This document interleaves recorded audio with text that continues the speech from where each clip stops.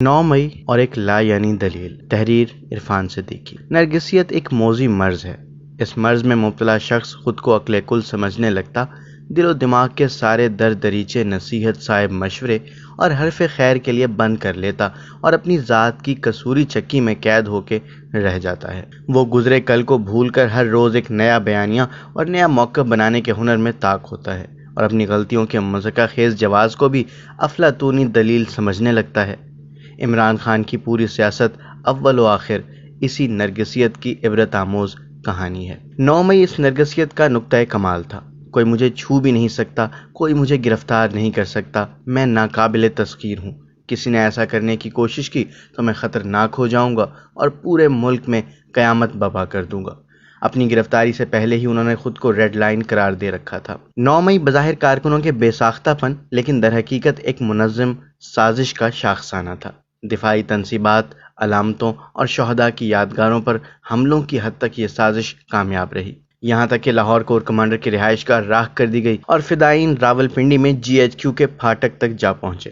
بلوائیوں کی اس بڑی کامیابی کے باوجود عناصر متحرک نہ ہو سکے جنہیں زنجیری رد عمل یعنی چین ریئیکشن کے طور پر بلبوں کی آگ کو ادارے کے اندر تک لے جانا اور الاؤ بھڑکا کر خان صاحب کی امنگوں میں رنگ بھرنا تھا۔ خان صاحب اس شدید رد عمل کا بھی اندازہ نہ لگا پائے جو 9 مئی کے بعد سامنے آیا اور جس نے نہ صرف قومی سیاست کا منظرنامہ مکمل طور پر تبدیل کر دیا بلکہ خان صاحب کی سیاست کو بھی رنگا رنگ بیانیوں کا کفن پہنا کر ان کے دعووں کے آبنوسی تابوت میں ڈالا اور گہری قبر میں دفنا دیا۔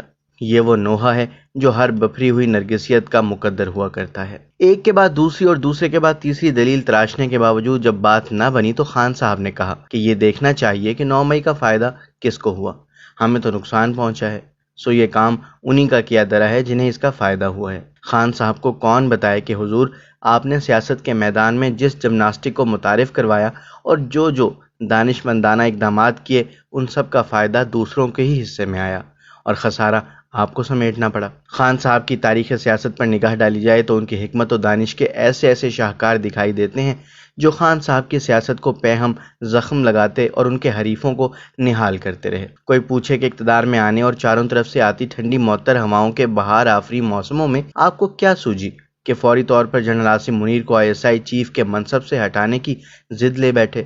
اس کا خسارہ کسے ہوا اور فائدہ کسے؟ جنرل فیض حمید کو اپنے اقتدار کے لیے ناگزیر سمجھ لینے اور ان کے صاحبان تلے اشروں کی حکمرانی کا منصوبہ کس نے بنایا اور اس سے کیا حاصل ہوا؟ جنرل باجوہ کو توسیع دینے کے حکیمانہ فیصلے سے آپ کو کیا ملا؟ جب کوس نکارہ بجنے لگا تو اسی جنرل باجوہ کو توسیع مزید کی پیشکش کیا پھل لائی؟ سائفر کا نام دے کر کاغذ کے ایک پرزے سے کھیلنے، امریکہ کو مطعون کرنے اور پھر اس کی خوشنودی کے جتن کرنے کا مشورہ کیا اپوزیشن نے دیا تھا؟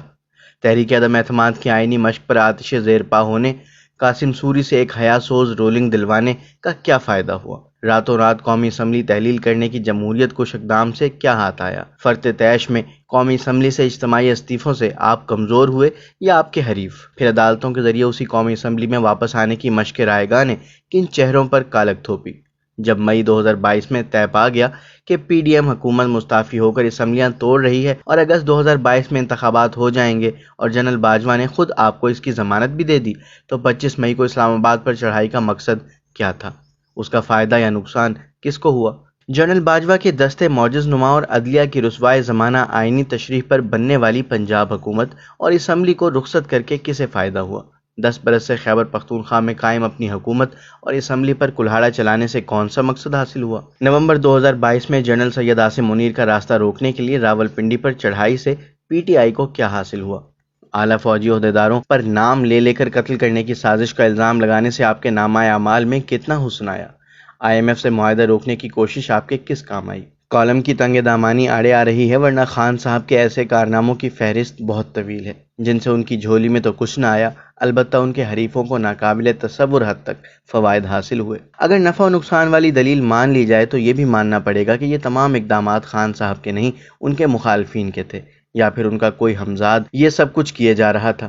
ایک نقطہ نظر یہ بھی ہے کہ خان صاحب نے جو کچھ کیا چند غیر سیاسی مگر مؤثر مشیروں کی شے پر کیا۔ سیاسی شعور اور حرکیات سے بے بہرہ ہونے کے سبب وہ آنکھیں بند کر کے چلتے رہے اور آج دہکتے ہوئے دشت بے اما میں یکا و تنہا کھڑے ہیں۔ عمران خان کی سب سے بڑی غلطی، جسے الاغلاط کہا جا سکتا ہے، یہ تھی کہ وہ صدقہ و خیرات اور عطا و بخشش کے فراخ دلانہ بہاؤ کے بل پر فلاحی اور رفاہی منصوبوں کے دیار خیر و برکت سے سیاست کی طرف آ نکلے، جو سرے سے ان کے خمیر میں نہ تھی۔ ان کے پاس کرکٹ کا ہیرو ہونے کا چیک تھا، اس چیک کو کیش کرا کے انہوں نے اچھے اداروں کی بنیاد ڈالی، پھر وہی چیک اٹھائے وہ سیاسی بینک کے کاؤنٹر پر آ کھڑے ہوئے۔ وہ بھول گئے کہ ایک ہی چیک دوبارہ کیش نہیں ہو سکتا۔ المیہ یہ کہ اب ان کے پاس آبرو مندانہ واپسی کا بھی کوئی راستہ نہیں بچا، اور اس سے بھی بڑا سانحہ یہ کہ وہ اپنے عہد اقتدار اور عرصہ سیاست میں کوئی ایک بھی روشن روایت نہ ڈال سکے، جس کی یاد محرومیوں کی طویل یخ بستہ سیاہ راتوں میں ان کے لیے جگنو ستارہ